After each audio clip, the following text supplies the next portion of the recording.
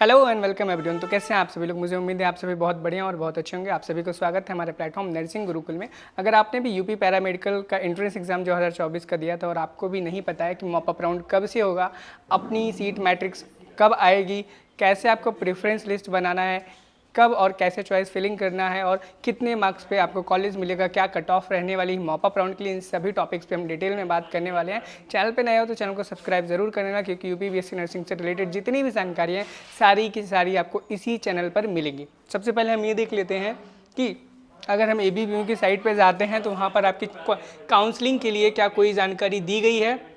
जी हाँ, बिल्कुल। आप यहाँ पे बिल्कुल देख पाओगे कि आपको जैसे कि पता होगा थोड़ी दिन पहले एक नोटिस आया था जिसमें लिखा था कि CNET CPET के अंदर जितने भी अंतर्गत जितने भी कोर्सेज आते हैं सभी की जो चॉइस फिलिंग है, रजिस्ट्रेशन की डेट है, उन सभी को एक्सटेंड कर दिया गया था। और हाल ही में ही 12 तारीख को आपका CNET का जो था क्या चॉइस फिलिंग का रजिस्ट्रेशन का डेट रिलीज़ हो गया था। साथ ही साथ में कल ही यहाँ पर आपका क्या रिलीज़ हुआ है, CPET का भी रिलीज़ हो गया और यहाँ पर देखने को मिल जाएगा mop up round for counselling for CPET 2024 as per original schedule, click here to view the counselling brochure. यानी कि आपके CPET के बाद में कोई भी परिवर्तन, कोई भी चेंजेस नहीं किए गए। जो ओरिजिनल जिस समय पर आपके होने थे सेम उसी समय पर होंगे। किस समय पर होने थे, किस समय पर नहीं होने थे, उनकी भी हम बात कर लेते हैं कि अगर चलो ओरिजिनल पे नहीं होना था तो कब होना था और कब होगा। ठीक है। और यहाँ पे आप देख पाओगे कि मॉपअप राउंड के बारे में यहाँ पर लिखा हुआ, आप ये चीज़ को देख पाओगे। क्या देख पाओगे? मॉपअप राउंड के बारे में जितनी भी जानकारी है सारी की सारी आपके लिए यहाँ पर लिखी हुई है। एक बार हम पढ़ के देख लेते हैं क्या है, क्या कैसे है। उसके बाद हम आपको बताते हैं कि मॉपअप राउंड की जो काउंसलिंग है, चॉइस फिलिंग है, वो कब से स्टार्ट हो रही है। ठीक है। यहाँ पर सबसे पहले अगर हम देखेंगे display of seat matrix for mop up round counselling, यानी कि आपका जो सीट मैट्रिक्स है मॉपअप राउंड के लिए वो आपका 12 तारीख यानी कि 2 दिन पहले से ही दिख रही है। क्या दिख रही है? Start of resignation from seat online from candidates log in allotted in round 1-2, यानी कि जिन बच्चों को राउंड 1 में, राउंड 2 में सीट अलॉट हो गई थी वो अपना सीट को रिज़ाइन कर सकते हैं। उसके बाद मॉपअप राउंड में पार्टिसिपेट कर सकते हैं। उसका जो विंडो है 12 तारीख से ही आपका ओपन है। क्या 12 तारीख से ही आपका ओपन है, चालू है। आप लोग क्या कर सकते हो? रिज़ाइन कर सकते हो जिसको जिस कॉलेज में सीट नहीं चाहिए और मॉपअप राउंड में पार्टिसिपेट करना चाहता है। साथ ही साथ में आपका जो रेजिग्नेशन का जो डेट है, क्या रेजिग्नेशन का जो लास्ट डेट है वो 16 अगस्त है। यानी कि 16 अगस्त तक, क्या 16 अगस्त तक आप चाहे राउंड 1 चाहे राउंड 2 में आपको सीट अलॉट हुई थी और आपको रिज़ाइन करना है तो 16 अगस्त तक आप रिज़ाइन कर पाओगे। क्या कर पाओगे? रिज़ाइन कर पाओगे। तो बात हो गई कि कब तक आप रिज़ाइन कर पाओगे। अब हम देखेंगे क्या कि कब से आप अपना रजिस्ट्रेशन स्टार्ट कर पाओगे। क्या रजिस्ट्रेशन स्टार्ट कर पाओगे नेक्स्ट काउंसलिंग के लिए। क्या नेक्स्ट काउंसलिंग के लिए कब से आप अपना रजिस्ट्रेशन स्टार्ट कर पाओगे?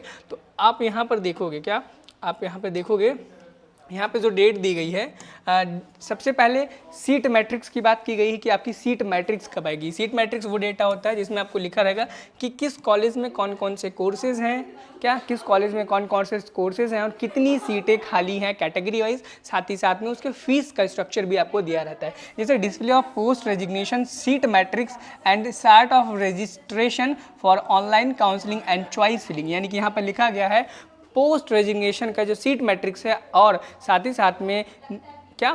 साथ में मॉपअप राउंड के लिए registration and online choice filling की जो डेट है वो 17 अगस्त से शुरू हो जाएगी। क्या 17 अगस्त से शुरू हो जाएगी और आपका 23 अगस्त तक चलेगी। कब तक चलेगी? 23 अगस्त तक चलेगी। उसके बाद 27 अगस्त को आपका अलॉटमेंट रिजल्ट आ जाएगा। आपको पता चल जाएगा किन स्टूडेंट्स को कौन सा कॉलेज मिला है, कौन सा नहीं मिला है। क्या मॉपअप के बाद भी कोई चीज़ होगी, कौन सी नहीं होगी, वो आपको कब पता चलेगा? 27 से पता चल जाएगी। और 27 तारीख से 3 सितंबर तक, 27 अगस्त से लेकर के 3 सितंबर तक आप अपने कॉलेज में रिपोर्टिंग कर सकते हैं सीट को एक्सेप्ट करके। ठीक है। यहाँ तक हमने बात कर ली कि भाई मॉपअप राउंड कब से होगा, चॉइस फिलिंग कैसे स्टार्ट होगी, कब से होगी, इन सभी चीज़ों के बारे में।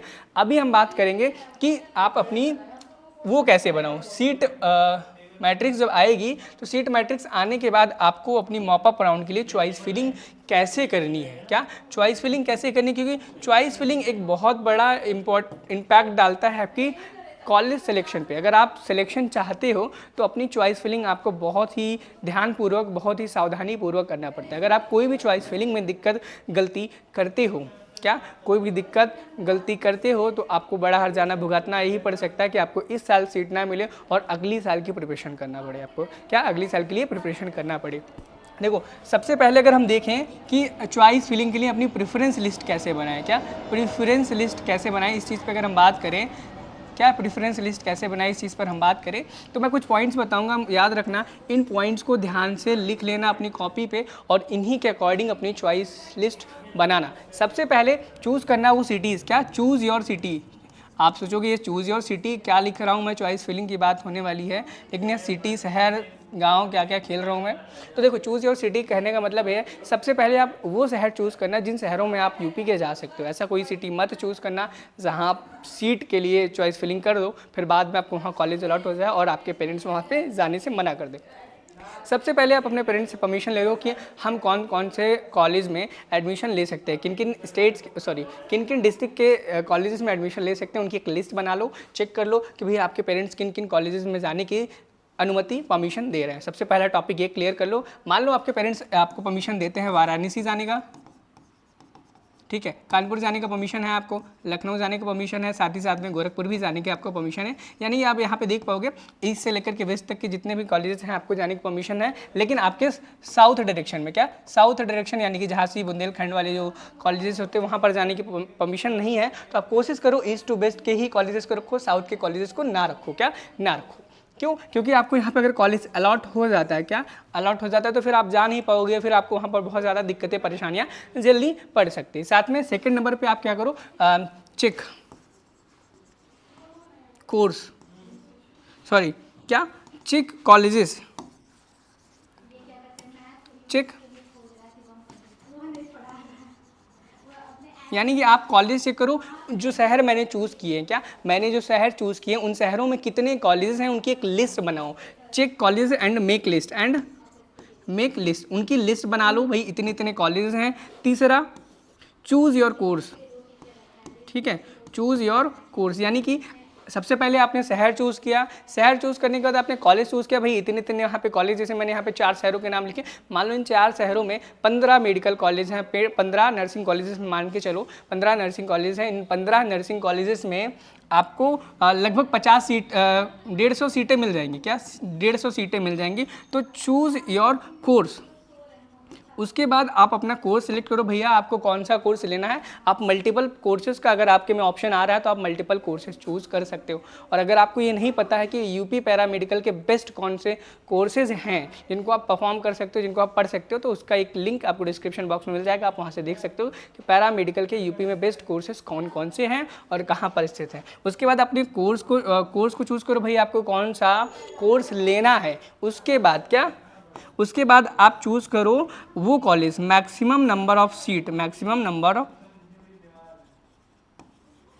ऑफ सीट यानी कि अगर आपने ये 3 स्टेप फॉलो कर लिए, पहला स्टेप, दूसरा स्टेप, तीसरा स्टेप, उसके बाद चौथा स्टेप आपको ये देखना है कि जो भी आपने कॉलेजेस सेलेक्ट किए हैं उसमें से किस कॉलेज में सबसे ज़्यादा नंबर ऑफ सीट है आपके कोर्स के अकॉर्डिंग। यानी कि अगर आप मान लीजिए बीएससी इन ऑपरेशन थिएटर करना चाहते हो, ऑपरेशन टेक्नोलॉजी वाला करना चाहते हैं, तो आप ये देखिए जो आपने 4 कॉलेजेस, 4 शहर चूज़ किए, उन 4 शहरों में 15 कॉलेजेस हैं, उन 15 कॉलेजेस में किसमें सबसे ज़्यादा नंबर ऑफ सीट हैं बीएससी ओटीटी के लिए। क्या बीएससी ओटी के लिए कितनी सीट्स सबसे ज़्यादा है मैक्सिमम, जिस कॉलेज में, क्या जिस कॉलेज में सीट्स ज़्यादा हों उसको टॉप पे रखो। क्या जिस कॉलेज में सीट्स सबसे ज़्यादा हों, क्या जिस कॉलेज में सीट से सबसे ज़्यादा उसको टॉप पे रखो, उससे कम जिसमें हो उसको सेकंड पे रखो, उससे कम जिसमें हो उसमें थर्ड पे रखो, उससे भी कम जिसमें उसको चौथे, पाँचवें, छठवें नंबर पे करके आप अपनी इसी प्रकार से प्रेफरेंस लिस्ट बनाना। और बहुत सारे बच्चों का एक मेजर डाउट ये रहता है कि सर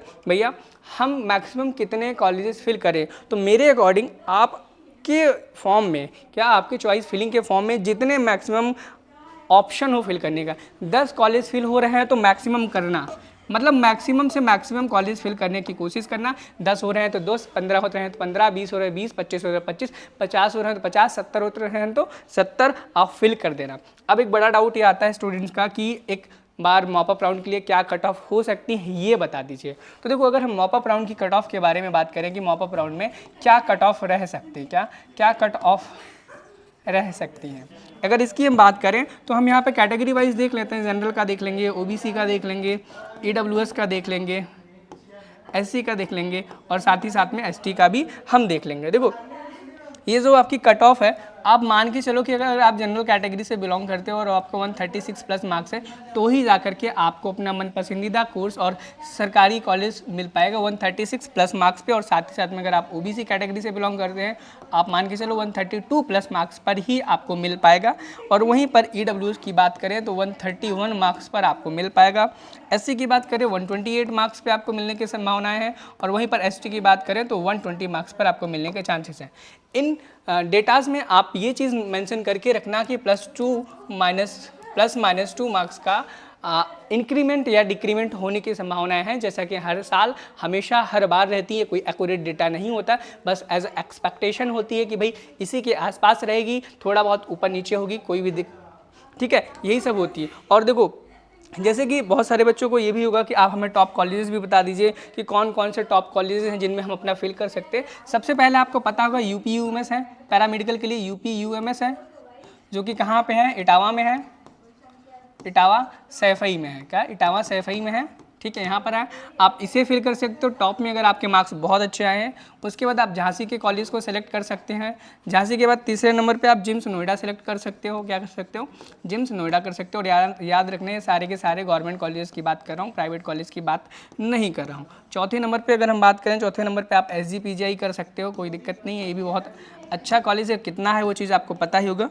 पाँचवें नंबर पर आप होमी भाभा जो कि वाराणसी में है उसको सेलेक्ट कर सकते हो। और छठवें नंबर पे आप नोएडा के कोई भी कॉलेज जो भी गवर्नमेंट के हों उनको फिल कर सकते हो। और ऐसे एक्सपेक्टेशंस हैं, अगर आप ये कॉलेज फिल करते हो इतने मार्क्स पे अगर हैं, आपको कोई ना कोई बहुत अच्छा कॉलेज मिल जाएगा। मुझे लगता है कि आपके सारी की सारी जो भी डाउट्स हैं मैंने क्लियर कर दिए हैं, कब क्या कैसे होने वाला है। फिर भी अगर ऐसा कोई डाउट हो जो आपको मैंने क्लियर ना किया हो, आप कमेंट सेक्शन में हमें ज़रूर बताना। हो सकता है कमेंट सेक्शन में आपको रिप्लाई उस चीज़ का ना मिले, तो आप हमें इंस्टाग्राम पर भी ज़रूर मैसेज करना। इंस्टाग्राम का लिंक आपको डिस्क्रिप्शन बॉक्स में मिल जाएगा। तो मिलते हैं नेक्स्ट वीडियो में। Thank you, have a nice day, bye bye.